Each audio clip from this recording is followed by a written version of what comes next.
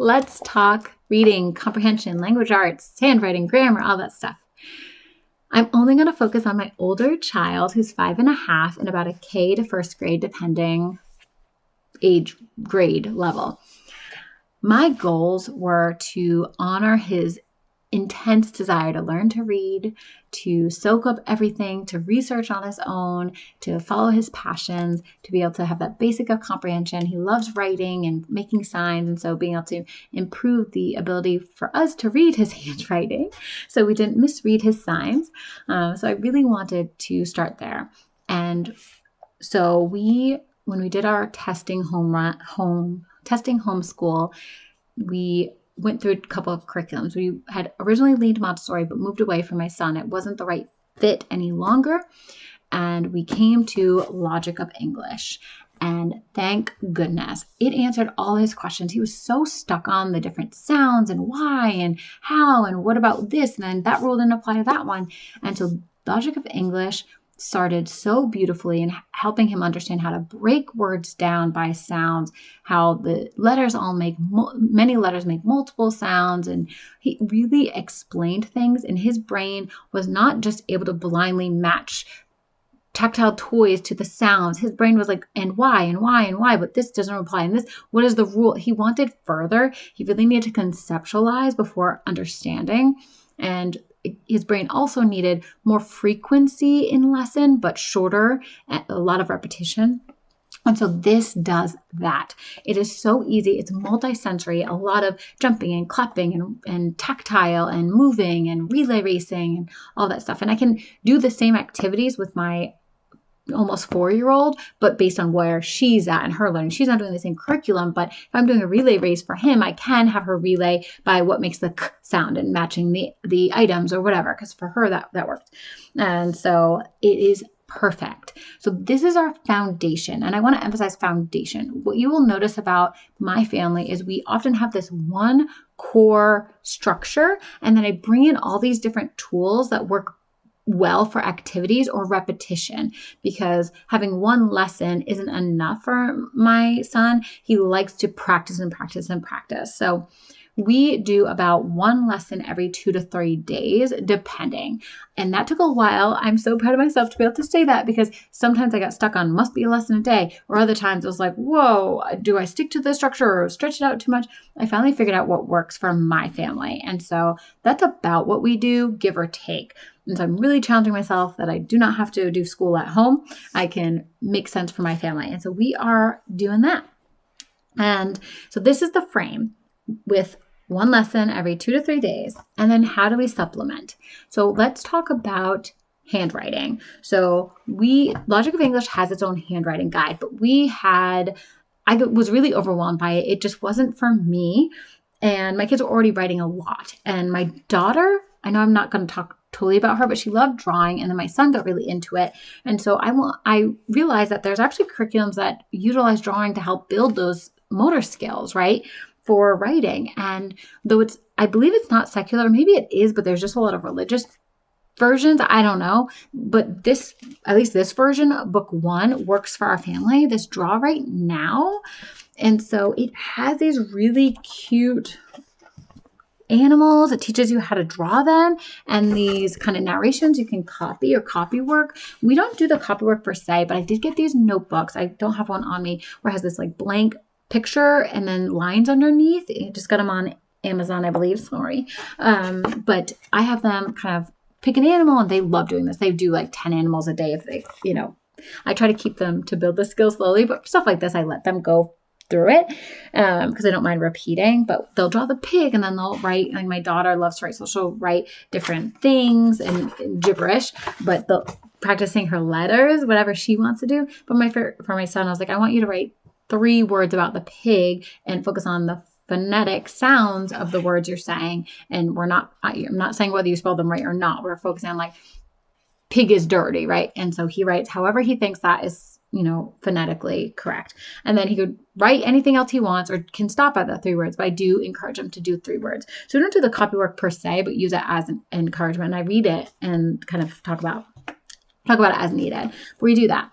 And then we do handwriting without tears. This is the preschool one. The kindergarten one my son was actually using. And so every couple of days, we just choose a letter and they go in order, I should say, choose a page, and then they just practice. And for my daughter, it's just about, the tactile. I have her do the preschool one after she's already traced it in sand. She's done the sand letter. She's done all this stuff already. So I make sure that's been done before she utilizes the pencil work.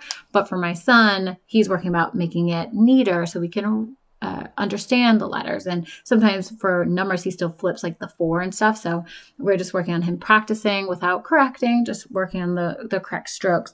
And, the lines get smaller and smaller, the boxes. And so he's working on that neatness, and it's been great. These are great for a quick snack time and lunchtime, and they are bored and it's like, let's just do a page. And I let them use different, I bought pencils that grip-wise look, are like a regular pencil, but are different colors. So that's been helpful. It makes it more fun. I let them color the pages after, so you can kind of see, like, my daughter colors in the things after. So it's been perfect. And for the preschool one, I like how it starts with, like to practice lines, you practice on the fence for the ducks, right? It's really cute and engaging. So we love that.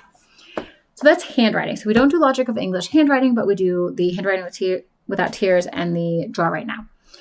Now, we don't do all these things every day. So what I'm about to show you, listen to what I say after I show you because it's important. First is Explode the Code. So we are on book 3, but Explode the Code basically has different lessons in it and then activities that the kids can do independently. So like lesson 5 was on sh. SH makes the sh sound like in shell. And then there are all these activities that you could circle. Okay, I'm on lesson 7, sorry. Ch, CH says ch, like in share. And then there's all these activities where you circle. So this is obviously chill. The guy's shaking with a cold, and so they would circle the word chill.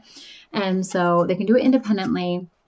It's pretty easy. Sometimes I will admit, I don't know whether my son really, I usually have to go through what the pictures are. And so I try to go through them to make sure he understands, because they're not all as easy as, but it looks, so I say 90% of the time though, he can do it independently. The other thing is Love Every reading skills set. So like this is kind of breaking down words, and this is sticky word activity. So they have different activities based on different parts of phonics learning. So like these are sticky words. There's the silent E board game. And so how do I use these things?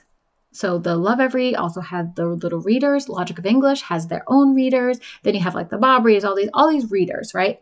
So take the readers, take the Love Every games, take Explode the Code. Basically what we do is rotate and choose one to do every day or every other day, depending on how demanding our schedules are. And we do them at family. We play board games every night because my son is the last to go to bed. And so we play board games. So they're so much fun, Love Every games, that we tend to do them. Or while we're driving, he'll do an Explode the Code page. So basically match up the game, the reader, and the Explode the Code pages that are the lessons based on that frame of Logic of English. And then again, each day or every other day, we'll choose, here's a page that you got to get done today, or here's a game we're going to play today, or here's a book that we're going to read together. And we do the games and the books together, and the Explode the Code he can do on his own. And we just rotate because my son needs repetition, but sitting and reading a book or reader felt like it was deflating his confidence. And now he's so excited. The games have really worked well for our family. The Love Every books are just the best ever. Their readers are so good too. And so that's really worked. And Explode the Code, he likes them, especially some of them are silly, like, is this true or not true? And they're like silly phrases like the cat ate a bell, yes or no, right? And he enjoys them. And so that's really, really worked for our family. But that's not enough for us. What is missing? For us, the multicultural lens, my son loves myths and fables and comprehension, and how do we kind of weave all that in? There is comprehension work with Logic of English, especially with their readers, and as you get to the book B. But we love reading in our house. We very much enjoy it. And so I was looking for kind of worldly lens, comprehension, reading, and we struck gold for our family. Exploring the world through a story. my family loves this. It is, I think it's technically geography or history. I don't really know, but it is fables and pourquoi or how and why stories.